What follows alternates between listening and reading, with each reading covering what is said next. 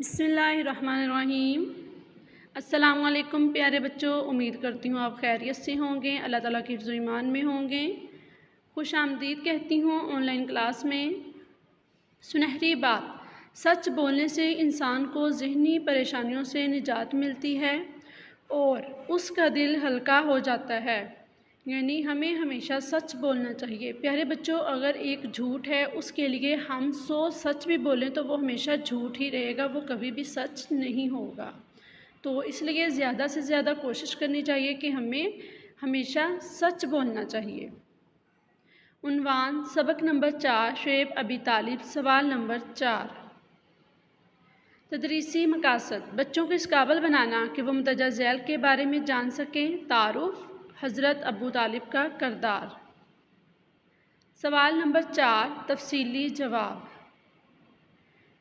پیارے بچوں، سوال نمبر 4، شعیب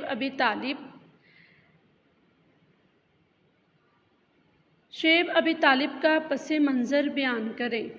جواب، نبی اکرم صلی اللہ علیہ وسلم کو لوگوں کو اسلام کی دعوت پیش کرتے ہوئے 6 سال گزر چکے تھے۔ اس عرصے میں آپ صلی اللہ علیہ وآلہ وسلم اور آپ کے صحابہ اکرام رضی اللہ تعالیٰ عنہ کو بہت سی مشکلات سے گزرنا پڑا، مگر اس کے باوجود مسلمانوں کی تعداد میں مسلسل اضافہ ہو رہا تھا۔ اللہ کے رسول صلی اللہ علیہ وآلہ وسلم ثابت قدمی کے ساتھ دعوت کے کام کو آگے بڑھا رہے تھے اور آپ صلی اللہ علیہ وسلم کے ارادے میں کسی کمزوری کے آثار نظر نہیں آتے تھے۔ اس صورتحال نے کفار کو مزید پریشان کر دیا اور اب انہوں نے انتہائی قدم اٹھانے کا فیصلہ کر لیا۔ پیارے بچوں، یہ تفصیلی سوال میں سوال نمبر 1 ہے۔ اب ہم سوال نمبر 2 کی طرف چلتے ہیں۔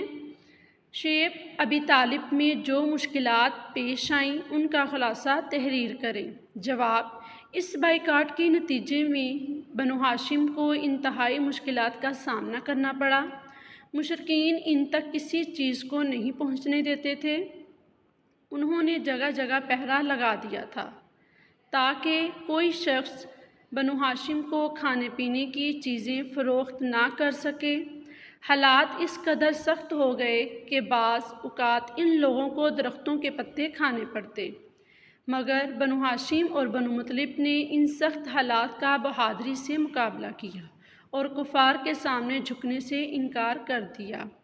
پیارے بچوں، آپ نے شعیب ابی طالب کی پڑھائی کی، یہ ان 2 سوالوں کے جواب آپ کو مل جائیں گے اور آپ ادھر سے بھی ان کو یاد کر سکتے ہیں اور اپنی کتاب سے بھی یاد کر سکتے ہیں۔ گھر کا کام، تفصیلی جوابات یاد کریں۔ تفصیلی جوابات میں 2 سوالات ہیں، سوال نمبر 1 اور سوال نمبر 2، وہ آپ نے یاد کرنے ہیں اور آپ نے لکھنے بھی ہیں۔